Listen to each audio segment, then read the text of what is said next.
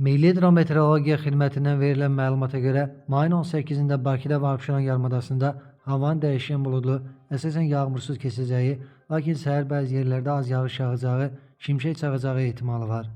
Mülayim cənub-qərb küləyi əsəcək. Temperatur gecə 14-16, gündüz 21-26 dərəcə isti, atmosfer təzyiqi isə 759 mm civə sütunu olacaq. Naxçıvan ərazisində axşam saatlarında bəzi yerlərdə az yağış ehtimalı var. Temperatur 16-19 dərəcə isti olacaq. Azərbaycanın bəzi dağlıq rayonlarında qısa müddətli yağış yağacaq, şimşək çaxacaq, dolu düşəcəyi bildirilir.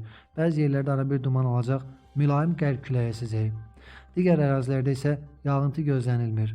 Havanın temperaturu gecə 14-18, gündüz 20-25, dağlarda gecə 3-8, gündüz isə 12-17 dərəcə isti olacaq. İstənilən hər bir hava şəraitində sizlərə xoş əhval-ruhiyyə arzu edirik.